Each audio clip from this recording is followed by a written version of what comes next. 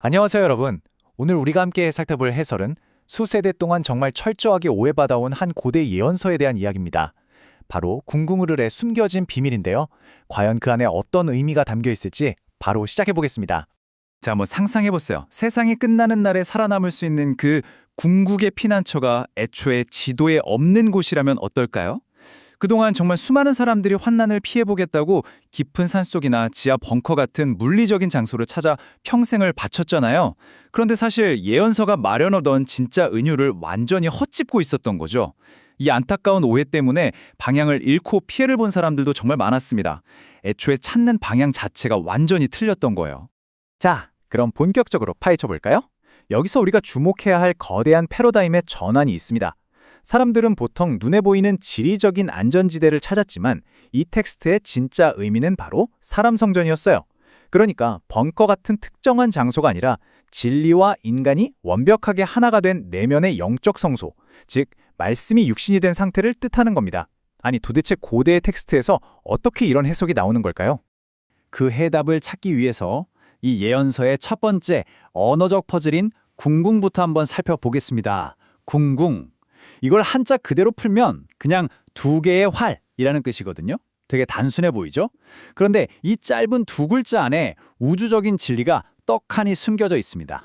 머릿속으로 이 활공자 두 개를 한번 떠올려 보세요. 고대의 예언가들은 단순히 어떤 피난처를 콕 집어 말한 게 아니라 이 글자의 모양을 이리저리 뒤집고 포개면서 기막힌 영적 형상을 만들어내는 일종의 타이포그래피 퍼즐을 우리한테 던진 셈입니다. 이 두 활을 어떻게 배치하느냐에 따라서 그 놀라운 비밀이 드러나게 되거든요. 먼저 이 두 활이 서로 등을 딱 맞대고 서 있다고 생각해 볼까요? 자, 어떤 모양이 되죠? 맞습니다. 놀랍게도 십자가의 형상이 나옵니다. 원문에서는 이걸 양궁이라고 부르는데요. 얼핏 보면 활 두 개가 서로 삐져서 등을 돌린 것처럼 보일 수도 있겠지만 사실 이건 십자가의 진리와 인간이 완전히 하나로 착 달라붙어버린 온전한 모습, 이른바 진인을 상징하는 엄청난 암호입니다. 그럼 반대로 이 두 활이 서로 화합해서 마주보게 만들면 어떻게 될까요? 이때는 활시 위에 화살이 팽팽하게 매겨진 만궁의 형상이 됩니다. 저는 이 형상이 담고 있는 뜻이 정말 아름답다고 생각하는데요. 사람의 육체 안에 하늘의 말씀과 은혜가 꽉꽉 채워져서 마치 금방이라도 터질 듯이 충만한 상태, 즉 우리 자신이 온전한 진리로 가득 찬 존재가 된다는 걸 이렇게 절묘하게 묘사한 겁니다. 여기서 한 걸음만 더 깊이 들어가 볼게요. 두 개의 활을 넘어서 이번엔 네 개의 활, 즉 사궁을 결합해 보겠습니다. 이렇게 기하학적으로 단계를 높여가면요, 십자가의 십자와 장인 공자가 만들어집니다.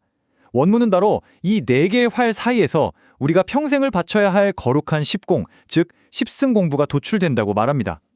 진리를 온전히 먹고 소화시켜서 내 육신을 신성한 진리와 완벽하게 동기화시키는 일생일대의 과정을 뜻하는 거죠.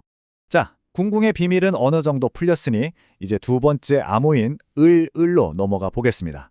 을은 문자 그대로 두 마리의 새를 의미해요. 앞서 궁궁이 활이었다면 이번엔 하늘을 훨훨 나는 새인 거죠. 이번엔 이 새 을자 두 개를 마음의 눈으로 한번 그려봐 주시겠어요? 이 두 마리의 새가 세로와 가로로, 그러니까 종횡으로 교차하면서 하늘로 날아오르는 모습을 상상해 보는 겁니다. 이 획들이 딱 겹쳐지는 순간 예언서가 숨겨둔 또 다른 차원의 거대한 진리가 눈앞에 쫙 펼쳐지게 됩니다. 자, 여기서 정말 흥미로운 점은 바로 이 기하학적 형태입니다. 두 개의 을자를 딱 포개어 놓잖아요? 그럼 놀랍게도 불교에서 진리를 상징하는 만자의 형상이자 동시에 기독교의 십자가 형상이 탄생합니다. 동양의 대도와 서양의 복음이 이 기가 막힌 언어적 유희 속에서 결국 사랑과 희생이라는 단일한 행동 하나로 완벽하게 융합되는 순간인 거죠. 정말 대단하지 않나요? 우리가 지금까지 고대 문자의 꽤 복잡한 기하학과 암호들을 열심히 해독해 왔는데요. 여기서 아주 중요한 질문을 하나 던져봐야 합니다. 도대체 이 심오한 십승 공부가 결국 우리 현실의 삶에서 어떤 구체적인 행동으로 나타나야 하는 걸까요? 암호 풀기 자체가 목적은 아닐 테니까요. 그 궁극적인 결론은 사실 우리의 일상과 아주 밀접하게 맞닿아 있습니다. 그 강력한 해답은 바로 이겁니다. 활과 새가 겹쳐져서 만들어낸 십자가와 만자의 진짜 본질은 절대 어디 멀리 있는 게 아니었어요. 신을 온 마음을 다해 사랑하고 내 주변의 이웃을 내 몸처럼 끔찍이 아끼고 사랑하라는 절대적 사랑의 실천, 바로 이것이 텍스트가 말하는 가장 완벽한 피난처이자 그 복잡한 암호들이 한결같이 가리키고 있던 진정한 성소의 모습이었던 겁니다. 그리고 이 예언서는 우리에게 정말 기가 막힌 역설 하나를 제시합니다. 바로 무문도통이라는 개념인데요. 글자 그대로 풀면 문자가 없이도 도통한다는 뜻입니다. 즉, 먹물로 쓰인 경전의 글자들에 얽매이지 않고도 충분히 신성한 깨달음의 경지에 오를 수 있다는 이야기죠. 이게 어떻게 연결되는지 계속 한번 따라가 볼까요? 성경 고린도후서에 나오는 말씀처럼 진짜 참된 구원이나 도통은 낡은 경전 구절을 앵무새처럼 달달 외우는 맹신에 있지 않습니다. 돌판이나 종이 쪼가리가 아니라 바로 여러분의 마음속 아주 깊은 곳, 즉 육의 신비에 그 진리를 직접 새겨 넣는 거죠. 골치 아픈 교리 논쟁에 갇힌 죽은 종교가 아니라 살아 숨쉬는 진리 그 자체를 내 삶으로 살아내는 것. 이게 바로 예언서가 말하는 진짜 도통입니다. 이 무문도통이 진짜 위대한 이유는요, 세상의 모든 사회적, 지적 장벽을 완전히 무너뜨린다는 데 있습니다. 나이가 많건 적건, 남자건 여자건, 배운 게 많건 적건 그런 건 아무 상관이 없어요. 딱딱한 잉크와 문자의 감옥에서 훌쩍 벗어나는 순간 이 절대적이고 거룩한 자유가 세상 모든 평범한 사람들에게 활짝 열리게 됩니다. 낡은 율법책을 들고 있지 않아도 누구나 진리를 자기 마음에 넉넉히 품을 수 있는 거니까요. 그렇게 문자를 초월해서 절대적인 사랑을 온전히 실천하는 사람에게 과연 어떤 일이 벌어질까요? 원문에서는 이걸 자하달상이라고 절묘하게 표현합니다. 가장 낮고 평범한 인간이 진리의 날개, 그러니까 아까 우리가 상상했던 그 두 마리의 새를 양 어깨에 달고 하늘의 고귀한 영적 경지로 아주 자연스럽게 날아오르는 기적을 말하죠. 이건 특권층이나 종교 지도자들만의 전유물이 절대 아닙니다. 우리 모두에게 평등하게 주어진 눈부신 약속이죠. 자, 그러니까 오늘 이야기의 가장 핵심적인 포인트는 바로 이겁니다. 사람 특이점. 예언서가 그토록 꽁꽁 숨겨두었던 궁극의 피난처는요, 결코 첩첩산중의 벙커나 으리리한 성전 건물이 아니었습니다.